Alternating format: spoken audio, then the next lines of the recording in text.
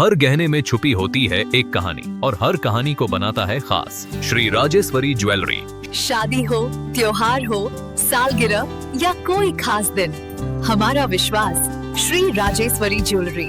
यहाँ मिलता है आपको शुद्ध हॉलमार्क गोल्ड ज्वेलरी का बेहतरीन कलेक्शन, क्वालिटी जो दिल जीत ले, डिजाइन जो नजरें थाम ले और भरोसा जो पीढ़ियों तक साथ निभाए। श्री राजेश्वरी ज्वेलरी, जहाँ हर खुशी का गहना आपका इंतजार कर रहा है। पता नियर शास्त्री रोड, एबरडीन बाजार, श्री विजयपुरम। कॉल 031922333822। श्री राजेश्वरी ज्वेलरी, आपके सपनों का गहना हर मौके के लिए। हमारे आइलैंड्स के ताज़ा खबरों और इम्पोर्टेंट अपडेट से जुड़े रहे, भरोसेमंद और पक्की जानकारी सीधे अपने फोन पर पाने के लिए न्यूज़ आप तक व्हाट्सएप चैनल को अभी फॉलो करें। मैं सामाजिक न्याय एवं अधिकारिता और दिव्यांगजन सशक्तिकरण इस डिपार्टमेंट का मैं MOS राज्य मंत्री हूँ और मैं रिपब्लिकन पार्टी ऑफ इंडिया से बिलोंग करता हूँ। मेरी पार्टी भारत के संविधान के आर्किटेक्ट डॉक्टर बाबा साहब अम्बेडकर जी के फिलॉसफी को स्वीकार कर भारत के तमाम जाति धर्म के लोगों को सामाजिक न्याय के साथ साथ आर्थिक न्याय, शैक्षणिक न्याय, इस देश के किसान हो, गरीब हो, युवा हो, महिला हो, शेड्यूल कास्ट हो, शेड्यूल ट्राइब हो, OBC हो, सीनियर सिटीजन हो, सभी लोगों को न्याय देने के लिए मेरी पार्टी काम करती है। मेरा मंत्रालय जो है, मेरे मंत्रालय का इस साल का बजट 1,98,440 करोड़ का है और मेरा मंत्रालय एक बड़ा मंत्रालय है। इस मंत्रालय के अंतर्गत कम से कम 85% लोगों की पॉपुलेशन आती है। मेरे मंत्रालय के अंतर्गत schedule caste, DNT, OBC, senior citizen, दिव्यांगजन, ट्रांसजेंडर और अनाथ, ऐसे लोगों की संख्या मेरे मंत्रालय के अंतर्गत आती है। और मैं नरेंद्र मोदी सरकार में तीसरी बार मंत्री हूँ। मैं महाराष्ट्र से बिलोंग करता हूँ और मैं 3 बार लोकसभा में था। कांग्रेस पार्टी के अलायंस में मैं 98, 99, 2004 तो 2009 तक मैं लोकसभा में RPI की तरफ से, रिपब्लिक पार्टी की तरफ से मैं लोकसभा मेंबर था। अभी मैं नरेंद्र मोदी सरकार में 2014 से 2020 तक, 2020 से 2026 तक और अभी थर्ड टाइम, अभी मार्च में मेरा नॉमिनेशन होगा और थर्ड टाइम मैं राज्यसभा में आऊंगा। और मेरी राज्यसभा की जो टर्म है ये 26 से लेकर 32 तक रहेगी। और मेरी पार्टी जो है, मैं तो सभी देश के 28 राज्यों में और 8 केंद्र शासित प्रदेशों में मेरी पार्टी काम करती है। मेरे पार्टी के हमारे विष्णु जी जो लोकसभा में बीजेपी के मेंबर ऑफ पार्लियामेंट है, अटल बिहारी वाजपेयी के टाइम पर भी 3-4 बार वहाँ लोकसभा में चुनकर आए थे और अभी बीजेपी के टिकट पर अभी भी चुनकर आए हैं। तो मतलब आज मैं यहाँ छत्रपति शिवाजी महाराज, जो छत्रपति शिवाजी महाराज महाराष्ट्र से बिलोंग करते थे, मराठी भाषिक थे, लेकिन उन्होंने देश भर के लिए काम किया है। सारे देश को मुगलों के विरोध में बहुत बड़ा संघर्ष करके छत्रपति शिवाजी महाराज ने बहुत बड़ा काम किया है। और आज छत्रपति शिवाजी महाराज की जयंती है। 19 फरवरी को पूरे महाराष्ट्र में और देश के कोने कोने में छत्रपति शिवाजी महाराज की जयंती मनाई जाती है। और आज मुझे यहाँ यहाँ की जो समिति है, छत्रपति शिवाजी महाराज जयंती उत्सव समिति में हमारे मराठी लोग भी है, यहाँ के लोग रहने वाले भी लोग हैं, वो भी मतलब सब शिवाजी महाराज की जयंती मना रहे हैं। और आज जो रैली निकली थी, उस रैली को मैंने और हमारे एमपी साहब ने मतलब फ्लैग दिखाकर रैली को हमने मतलब शुभेच्छा दिया है। और शाम को एक सभा होने वाली है 7 बजे, वहां भी मैं उपस्थित रहने वाला हूँ। तो मेरे पार्टी के अध्यक्ष हमारे राहुल राम जी है, लोग सामने बैठे हैं, और मेरी पार्टी बीजेपी के साथ है, और नरेंद्र मोदी जी की सरकार सबका साथ सब विकास का नारा देने वाली सरकार है। नरेंद्र मोदी जी के कार्यकाल में 11.5 सालों में देश का बहुत बड़ा डेवलपमेंट हुआ है। देश की इकोनॉमी, जब हम सत्ता में आए थे 2014 में, तब हम 10 नंबर पर थे, लेकिन अभी हमारी इकोनॉमी नंबर 4 पर है। यूएस अमेरिका नंबर 1 पर है, चाइना नंबर 2 पर है, जर्मनी नंबर 3 पर है, और आज इंडिया की इकोनॉमी, भारत की इकोनॉमी नंबर 4 पर है। तो 1-1.5 साल के अंदर हमारा प्रयत्न है कि मेड इन इंडिया को हमने बहुत बड़ा प्रोत्साहित किया है। यूएस के साथ हमारी डील हुई है, और यूएस के डील में लाखों लोगों को रोजगार मिलने वाला है। और यूएस के साथ जो डील हुआ है वो कम से कम 45 लाख करोड़ का एक मतलब डील हुआ है, और उससे छोटे उद्योगों को भारी मदद इसमें मिलने वाली है। जो स्मॉल स्केल इंडस्ट्रीज है, इनको बढ़ोतरी देने का काम हमारा है। किसानों की जो फसल है, इसको 0 टैरिफ लगाया गया है, और अनेक वस्तुओं को 0 टैरिफ लगाया गया है। राहुल गांधी और बाकी के कांग्रेस और अपोजिशन वाले इसकी राजनीति कर रहे हैं। देश के भले का जो डील होता है उसको इनको जो फील हो रहा है, ये डील देश के फायदे के लिए है, बेरोजगार को रोजगार देने के लिए है, देश की रोड ट्रांसपोर्ट डिपार्टमेंट मजबूत करने के लिए है, और सभी लोगों को न्याय देने के लिए हमारी सरकार काम कर रही है। तो जिस तरह नरेंद्र मोदी जी ने प्रधानमंत्री जन धन योजना शुरू की थी, तो 2014 में शुरू की थी, अभी तक 57 करोड़ 52 लाख 46,000 इतने लोगों को देश भर में अकाउंट खुले हैं, और अंडमान निकोबार में 64,000 अकाउंट्स यहाँ ओपन हुए हैं। प्रधानमंत्री मुद्रा योजना जो है 50,000 से लेकर 10 लाख तक लोन देने की स्कीम है।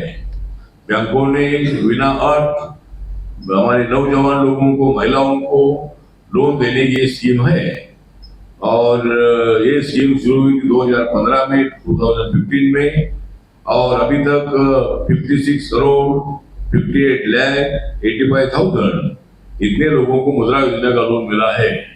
और इसमें महिलाओं की भागीदारी 60% तक महिलाओं को भी लोन मिला है। और अंडमान निकोबार में अभी तक 57,000 लोगों को अभी तक लोन मिला है। जो 2000 प्रधानमंत्री उज्ज्वला योजना जो है गैस सिलेंडर की, तो देश भर में 10 करोड़ 50 लाख इतने लोगों को गैस सिलेंडर मिले हैं, और अंडमान निकोबार में 14,000 लोगों को गैस कनेक्शन मिले हैं। उसी तरह मतलब जो हमारी प्रधानमंत्री जन आरोग्य योजना है, आयुष्मान भारत योजना, इसमें एक फैमिली को 1 साल में 5 लाख रुपीज देने की स्कीम है मेडिकल ट्रीटमेंट के लिए। और अभी तक कम से कम 11 करोड़ 46 लाख इतने लोगों को इस योजना का फायदा हुआ है। और अंडमान निकोबार में 4,500 इतने लोगों को इसका फायदा हुआ है। उसी तरह मतलब हमारा जो भारत सरकार का काम है, भारत सरकार का काम सभी जाति धर्म को न्याय देना है, किसानों को मजबूत करना है, दलित आदिवासी को मजबूत करना है, महिलाओं को रिजर्वेशन देने का निर्णय नरेंद्र मोदी जी के कार्यकाल में हुआ। इतने सालों में मतलब महिलाओं का आंदोलन चल रहा था, लेकिन लोकसभा में और विधानसभा में महिलाओं को आरक्षण देने का निर्णय नरेंद्र मोदी जी के कार्यकाल में हुआ है। और उसी तरह 10% आरक्षण इकोनॉमिकल सेक्शन को देने का निर्णय भी मेरे मंत्रालय का है। और जो लोग SC OBC में आते नहीं है, ऐसे लोगों को 10% आरक्षण देने का निर्णय हो चुका है। और अभी हर जाति के धर्म के लोगों को आरक्षण मिलता है। यहाँ मुस्लिम कम्युनिटी को मेरा निवेदन है कि हमारी सरकार किसी के विरोध में नहीं है। जो योजनाएं मैंने पढ़ी है, इसमें मुस्लिमों को मत दे दो, क्रिश्चियनों को मत दे दो, तो नहीं है। जो इस कैटेगरी में आते हैं वो फैमिली को, उस वो नौजवानों को, महिलाओं को इसका फायदा होता ही है। तो अनेक लोगों को इसका फायदा आज तक हुआ है। और बहुत ही जल्द मेड इन इंडिया का नारा नरेंद्र मोदी साहब ने दिया है। और कल फ्रांस के जो प्रेसिडेंट है वो भी मतलब मुंबई में आए थे, दिल्ली में आए थे, और उनके साथ भी मतलब राफेल और अनेक विषयों पर एग्रीमेंट हुआ है। और उससे भी देश को बहुत अच्छा फायदा होगा। इसी तरह आज मैं ये शिव जयंती के निमित्त में इधर आया हूँ, लेकिन हमारे विष्णु जी जो यहाँ की MP है, और हम दोनों मिलकर जो भी मतलब यहाँ की समस्या है, ये समस्या और यहाँ के लोगों को कैसा बजट देना है, मेरे मंत्रालय की जो स्वास्थ्य की स्कीम है SC और OBC को, तो उसका पैसा वो जो बाकी है, आज मैंने अधिकारियों से बात की है, उनके साथ हमारी मीटिंग हुई है। और उसमें जो कुछ पेंडिंग इशू है उसको अभी 9 मार्च से पार्लियामेंट चालू होती है। जरूर मैं और हमारे member of parliament Vishnu ji है, हम दोनों मिलकर जो भी पेंडिंग इशू है उसको मतलब सॉल्व करने के लिए जरूर उस मिनिस्टर को मिलकर यहाँ हम इनको मदद करेंगे। और हमारे NDA के कार्यकाल में अंडमान निकोबार को ज्यादा पैसे मिल रहे हैं, और यहाँ की हर समस्या दूर करने के लिए हमारी कोशिश रहेगी। कोई सवाल है क्या मुझको? सर एक तो सवाल है सर, मैं तरुण कार्तिक निकोबार टाइम से हूँ, आउटलेट का नाम। सर सवाल ये है, अंडमान निकोबार आइलैंड्स में जो सोशल सिक्योरिटी पेंशन मिलता है, जैसे ओल्ड एज पेंशन हो गया, विडो पेंशन हो गया, हमारे विष्णु जी ने भी कई बार डिमांड किया है कि इसमें वृद्धि होना चाहिए, क्योंकि अंडमान का जो कॉस्ट ऑफ लिविंग है उसके हिसाब से old age pension, window pension, institute pension ये सब बहुत कम यहाँ पे मिल रहा है। तो क्या आपका मिनिस्ट्री सर इसमें हम ध्यान देंगे? मतलब जो हमारी स्कीम होती है, जिस तरह मैंने बताया है कि भाई हमारा बजट इतना बड़ा बजट है, और वो हमारे कम से कम 30 मंत्रालय को हमारा बजट हर राज्य में, हर केंद्र प्रदेश में जाता है। और ओल्ड एज होम की पेंशन अगर रुकी है तो जरूर मैं मंत्रालय से बात करके मैं ओल्ड एज के लिए जो पेंशन की हमारी स्कीम है उसमें जरूर जल्दी उसको सॉल्व करने का प्रयत्न करूंगा। सर और एक सवाल है सर, अंडमान निकोबार आइलैंड्स में ड्रग्स का जो प्रॉब्लम है सर, अंडमान निकोबार आइलैंड्स में ड्रग्स का इशू है, यूथ माइक है क्या? गैस का नशा अच्छा, हाँ, तो नशा का भी डिपार्टमेंट मेरा डिपार्टमेंट है। और नशा का डिपार्टमेंट मतलब नशा मुक्त भारत अभियान हमने शुरू किया है राज्य में और केंद्र शासित प्रदेशों में। जो स्कूल के बच्चे हैं, कॉलेज के स्टूडेंट है, ऐसे लोगों में और किसी NGO के साथ हमने कोलैबोरेशन करके हम नशा मुक्त समाज, नशा मुक्त गांव करने की हमारी कोशिश है। जरूर मतलब यहाँ मेरे मंत्रालय की तरफ से नशा मुक्ति केंद्र में हम देते हैं। तो कुछ क्वेश्चन है क्या? क्वेश्चन रिहैबिलिटेशन सेंटर, जो रिहैब सेंटर आपके मिनिस्ट्री से बनाया जाता है, मतलब integrated rehabilitation centre for addicts बोल के हर एक डिस्ट्रिक्ट में बनाया जाता है। अंडमान निकोबार में जो रिहैब सेंटर है कहीं भी मतलब इंडिविजुअल रिहैब सेंटर नहीं है हमारा जो। हाँ तो ठीक है ना, सेंटर नहीं है तो NGO को हम देते हैं। अगर कोई NGO यहाँ से अप्लाई करते हैं ऑनलाइन, उस संस्था को हम डी एडिक्शन सेंटर में देते हैं। उनको हर साल को बहुत अच्छा मतलब जो मानधन होता है, जो वो भी उनको मिलता है, ग्रांट उनको मिलता है। अगर कोई संस्था अगर अप्लाई करेगी जरूर उसको मंजूर करेगी। मेरा एक क्वेश्चन है सर कि आप जो है सीनियर सिटीजन के लिए अंडमान में कितना पैकेज भेज चुके हैं अभी तक और कितने आप उससे लाभान्वित हो रहे हैं, थोड़ी सी जानकारी दीजिए क्योंकि आपके मंत्रालय में आता है ये। और क्या जो केंद्र सरकार द्वारा senior citizen super senior citizen के लिए जो है क्या प्लानिंग है आप लोगों को बताइए। प्लानिंग तो जो सीनियर सिटीजन होते हैं इसके लिए ओल्ड एज होम देते हैं और हर डिस्ट्रिक्ट को एक ओल्ड एज होम देने की स्कीम हमारी है। कोई एनजीओ अगर अप्लाई करता है तो उसके लिए हम उसको ओल्ड एज होम देंगे। जो पेंशन हम तो अभी मेरे पास आंकड़ा तो नहीं है तो अंडमान के पेंशन के बारे में जो आपने पूछा है तो हमने लिखा है तो अंडमान निकोबार में जो भी ओल्ड एज के लोग हैं उनको पेंशन देने की स्कीम है। अंडमान निकोबार द्वीप समूह में लास्ट इंक्रीज हुआ था कुछ साल पहले 2,500 रुपया मिलता है, 2,000 3,000। उससे कोशिश चल रहा है बहुत जल्दी ओल्ड एज विडो पेंशन बांटा पड़ेगा। हाँ तो जो सवाल आपने पूछा है कि ओल्ड एज होम अगर कोई अप्लाई करता है जो तो उसको मान्यता देकर हम एक साल में उनको 20-22 लाख रुपए 25 ओल्ड एज के पर्सन के लिए हम देते हैं। तो कोई एनजीओ अगर ये अप्लाई करेगा या अंडमान में अप्लाई करेगा, पोर्ट ब्लेयर में, अंडमान में या निकोबार में, उनको हम 2-3 मतलब ओल्ड एज होम दे सकते हैं। तो यहाँ ओल्ड एज होम है या तो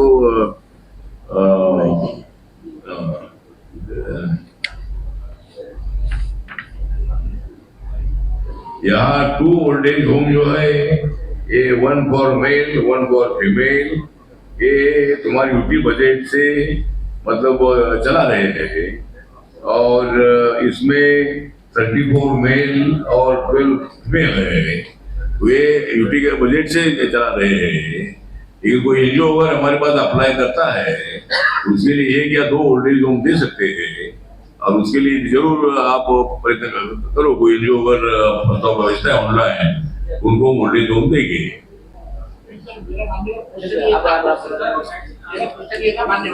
और जो पेंशन है और पेंशन ऑटोमेटिकली मिलती है। जो ओल्ड एज होम के लोग हैं ऑटोमेटिकली हमारे पैसे आते हैं। कोई बच्चे हो गए तो जरूर हम उनको मदद करेंगे। मंत्री जी मैं आपका पहले तो अभिनंदन करता हूँ हमारे सार्जेंट। मैं पेशे से वकील हूँ। मैं पेशे से वकील हूँ और 27 साल से प्रैक्टिस कर रहा हूँ। रिसेंटली अभी यहाँ पे एक मुद्दा उठा है हम लोगों का डीम्ड यूनिवर्सिटी को लेकर